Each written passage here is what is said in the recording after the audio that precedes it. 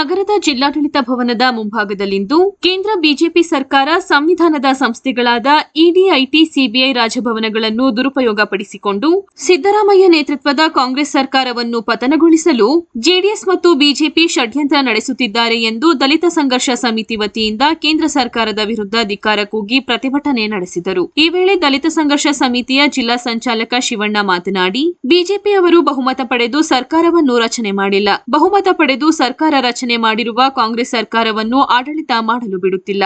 ಕಾಂಗ್ರೆಸ್ ಸರ್ಕಾರ ಬಡವರ ಪರವಾಗಿದ್ದು ಸಿದ್ದರಾಮಯ್ಯ ಅವರು ಯಾವುದೇ ಕಾರಣಕ್ಕೂ ರಾಜೀನಾಮೆ ಕೊಡಬಾರದು. ಕೇಂದ್ರ ಬಿಜೆಪಿ ಸರ್ಕಾರ ಸಂವಿಧಾನಿಕ ಸಂಸ್ಥೆಗಳನ್ನು ದುರುಪಯೋಗ ಪಡಿಸಿಕೊಳ್ಳುತ್ತಿರುವುದು ಸರಿಯಲ್ಲ ಎಂದು ವಾಗ್ದಾಳಿ ನಡೆಸಿದರು. ಮತ್ತು ಏನು ಅಲ್ಪಸಂಖ್ಯಾತರು, ಹಿಂದುಳಿದ ವರ್ಗ, ಒಬಿಸಿ ಅವರು, ಹಿಂದುಳಿದ ವರ್ಗದವರು, ಇನ್ನಿತರ ಎಲ್ಲ ಬಡವರು ನೀವು ಪರವಾಗಿದ್ದೀವಿ ಅಂತೇಳಿ ನಾವು ಶಕ್ತಿಯನ್ನು ತುಂಬಕ್ಕೆ ಇವತ್ತು ರಾಜ್ಯಾದ್ಯಂತ ಅರೆಬೆತ್ತಲ ಮೆರವಣಿಗೆಯನ್ನು ನಮ್ಮ ಸಂಘಟನೆ ವತಿಯಿಂದ ಹಮ್ಮಿಕೊಂಡಿದ್ದೀವಿ ಅಂತ ಹೇಳಕ್ಕೆ ನಾವು ಹೆಮ್ಮೆ ಪಡ್ತೀವಿ. ಸಿದ್ದರಾಮಯ್ಯನವರಿಗೆ ತೊಂದರೆ ಕೊಡುತ್ತಿರುವ ಬಿಜೆಪಿ ಸರ್ಕಾರಕ್ಕೆ